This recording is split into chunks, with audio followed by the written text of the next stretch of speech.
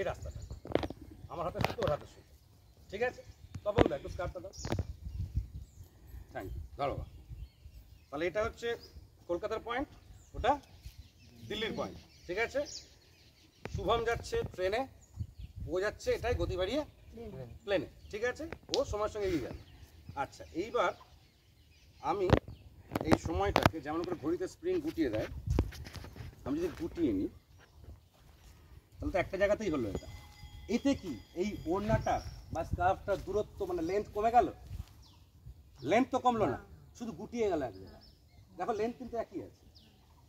অর্থাৎ গতি এই মানে এই নয় যে গতি শুধু একমুখী হবে। তুমি যদি চক্রাকার নিজের চারিপাশে গতি তৈরি করো তোমার কর্মের দ্বারা, তো ফর্মুলা অনুযায়ী তুমিও সময়ের সঙ্গে এগিয়ে যাবে।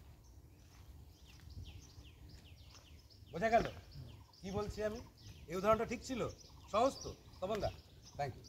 সো আচ্ছা, কি বলছি তাহলে? কি হচ্ছে যে যে সময়ের সঙ্গে মনে হচ্ছে যে আমি পিছিয়ে আছি, বাকিরা এগিয়ে গেল, বিশ্বাস করো যারা এগিয়ে গেল তাদের গতি বেশি, তারা তাদের কাজ কর্মগুলো ফেলে রাখেন, প্রত্যেকটা কর্ম ফিনিশ করে ফেলে এবং দেরি করে না জীবনে। সকাল থেকে শুরু হয়, সূর্য কোনোদিনও দেরি করেছে উঠতে আজ পর্যন্ত, এবং তারপরে সে তার দেরিটা সে কাদের উপর চাপায়? প্রথম চাপায় বাবা মা, তোমার জন্য আমার কিছু হলো না। তারপর চাপায় বন্ধুবান্ধব বা সরকারের, রাষ্ট্রের উপরে, যে আমাদের দেশ কিছু করে দেয় না, আমাদের রাষ্ট্র কিছু করে দেয়। এখান থেকেই বিজ্ঞানী হচ্ছে, এখান থেকেই সব হচ্ছে, অথচ তুমি দোষ দিয়ে বসে আছো দেশের। আমাদের সময় বেকারত্ব, করে চাকরি নাই। আমার গতি, আমার নিজের গতির সমস্যা, কারণ আমাকে কেউ বোঝায়নি যে গতিটা বাড়ালে আমি সময়ের সঙ্গে এগিয়ে যাই। ক্লিয়ার? তুই বুঝতে পেরেছিস প্রিন্স কথাটা?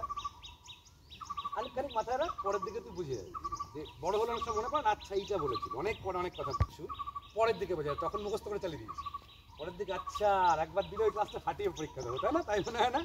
এখন যদি এখন আর একবার মাধ্যমিক দেওয়া যেত রে বা, হ্যাঁ একটা নাম্বার কাটা যাবে না, তখন তো না বুঝে করেছি।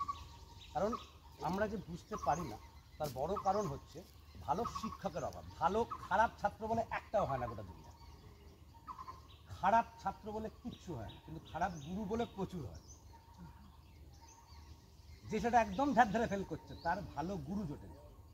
কারণ আমাদের মস্তিষ্ক এমন, আমাদেরকে বুঝিয়ে দিলে আমরা বুঝি না, কীভাবে বোঝাবো, যাকে বোঝাচ্ছি তার সমস্যাটা কোথায় যদি চিহ্নিত করতে না পারি তাহলে কিন্তু